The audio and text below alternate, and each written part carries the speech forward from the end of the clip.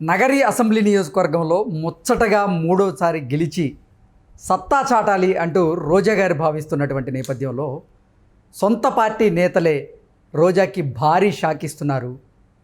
రోజక్క, ఈసారి ఎన్నికల్లో మీరు ఓడిపోవడం ఖాయం, మీరు ₹1 కూడా ఖర్చు పెట్టకండి, మీరు ఎంత ఖర్చు చేసినా వృధా, ఈసారి మీరు 25,000 ఓట్ల మెజారిటీతో ఓడిపోబోతున్నారు అంటూ కూడా సొంత పార్టీ నేతలే రోజాకి భారీ జలకిస్తున్నారని, అసలు ఎన్నికల ప్రచారంలో రోజాతో వారు కలిసి నడవడం లేదు అనేటువంటి వార్తలు ఇప్పుడు సోషల్ మీడియాలో చక్కర్లు కొడుతున్నటువంటి నేపథ్యంలో ఈ అంశం మీద మనతో చర్చించేందుకు మనతో పాటు ఉన్నారు ప్రముఖ రాజకీయ విశ్లేషకులు నిమ్మగడ్డ సీతారత్న కుమారి గారు. మేడంతో మాట్లాడండి. మేడం నమస్తే. మేడం నమస్తే.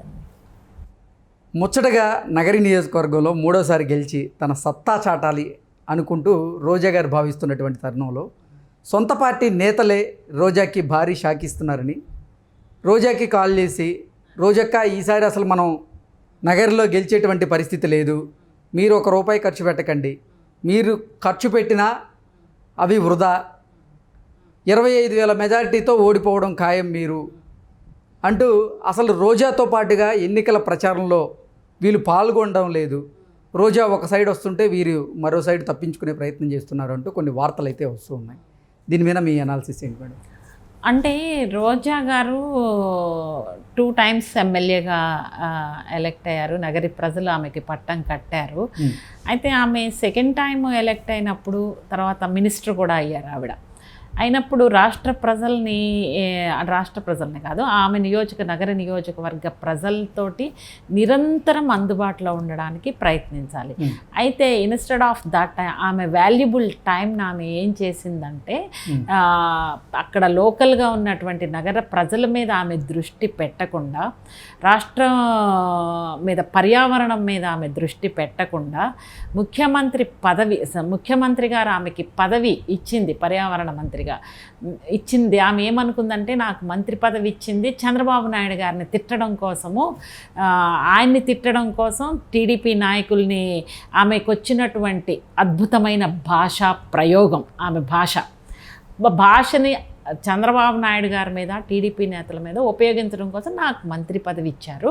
సో నేను ఇంకా పర్యావరణం గురించి ఆలోచించాల్సినటువంటి అవసరం లేదు, ఎక్కడ డెవలప్ చేయాల్సిన అవసరం లేదు, ఎక్కడా కూడా ఈ మీటింగ్స్కి త్రూ అవుట్ ఇండియాలో ఏదన్నా జరిగితే కనుక ఈ పర్యావరణం మీద వెళ్ళాల్సిన అవసరం లేదు, అటెండ్ అవ్వాల్సిన అవసరం లేదు, దృష్టి పెట్టాల్సిన అవసరం లేదు, నియోజకవర్గ ప్రజలు గుడ్డెత్తి చేలో పడినట్టు మళ్ళీ నాకే వేస్తారని ఓవర్ కాన్ఫిడెన్స్ తోటి ఆవిడ దృష్టి అంతా కూడా మొత్తం ఆమె చేయవలసినటువంటి బాధ్యతల్ని పక్కన పెట్టేసి ఒక తిట్ల పురాణం, తిట్ల దండకం, అదేంటంటే మహిళలు సిగ్గుపడే విధంగా, ఒక మహిళ ఈ విధంగా మాట్లాడచ్చా అని ముక్కును వేలేసుకునేటట్టు, చివరికి ఏంటంటే ఆమె ఒక మంత్రి పదవి మోజులో పడి తనను తాను మరిచిపోయి, తను ఏం మాట్లాడుతుందో మరిచిపోయి, సమయం సందర్భం ఒక ఎలా అంటే ద వర్డ్ సభ్యత సంస్కారం వదిలేసి ఆ భాషా ప్రయోగం ఏం మాట్లాడుతుందండి ఆవిడ? ఒక సభ్యత, ఒక సంస్కారం, ఒక మహిళ, ఒక డీసెంట్గా, ఒక డిగ్నిఫైడ్గా షీ కెన్ క్రిటిసైజ్ అండి, ఎవరినైనా క్రిటిసైజ్ చేయొచ్చు అపోజిషన్లో ఉన్న వాళ్ళని, బట్ దానికి ఒక పద్ధతి ఉంది కదా. నువ్వు నిర్ణయాత్మకంగా సద్విమర్శలు చేయి, పరిపాలన మీద నీకు నచ్చకపోతే ఈ ఏరియాలో చంద్రబాబు నాయుడు గారు చేయలేదని సద్విమర్శలు చేయి, లేదంటే లోకేష్ గారు చేయలేదు, లేకపోతే ఇంకెవరో చేయలేదు, ఈ ఏరియాలో వీళ్ళు ఫెయిల్ అయ్యారు, సరిగ్గా చేయలేదు అని చెప్తే ప్రజలు నీ వాయిస్ని యాక్సెప్ట్ చేస్తారు. కానీ పర్సనల్ క్రిటిసిజం, చాలా చీప్గా, దిగజారుడు రాజకీయ భాష ఏం మాట్లాడుతుందండి? ఎవరైనా ఈ రోజున ఆ రోజా అంటే ఒక రెస్పెక్ట్ ఇచ్చే పొజిషన్లో ఆమె భాష ఉందా అండి?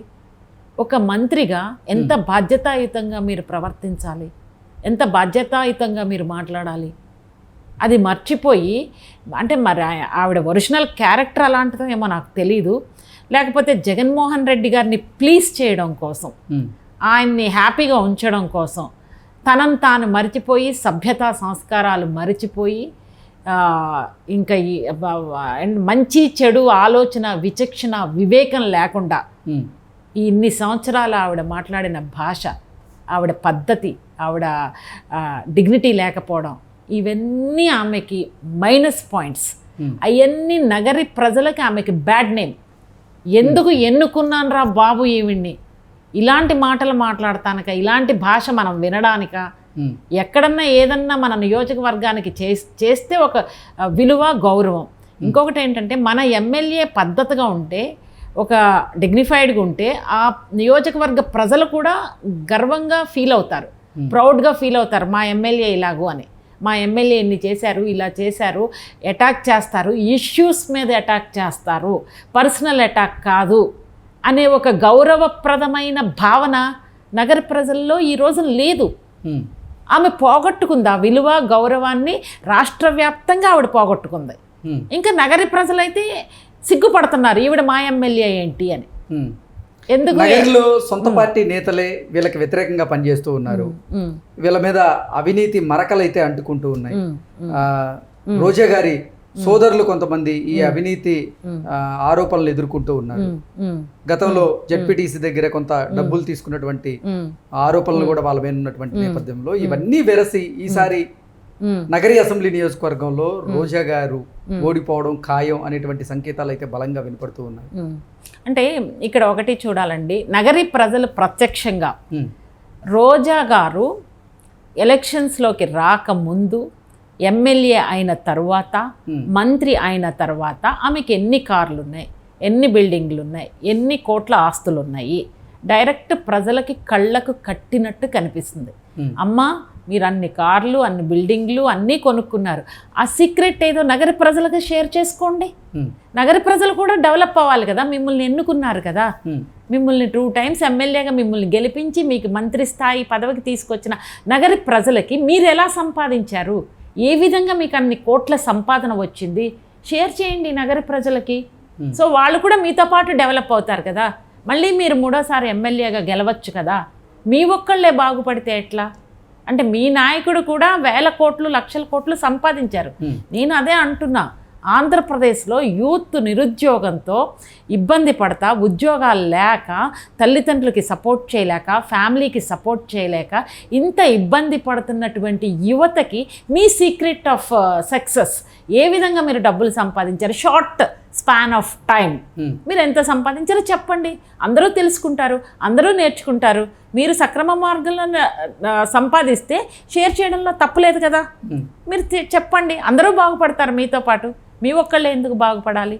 సో ఇవన్నీ ఏంటంటే రోజా గారు తెలుసో తెలియకో ఒక మాయలో పడిపోయో ఒక లేడీని అని మర్చిపోయి ఆవిడ ఇష్టం వచ్చినటువంటి సభ్య సమాజం తలదించుకునే భాషా ప్రయోగం ఉపయోగించడం వలన she lost her credibility and she lost respect also.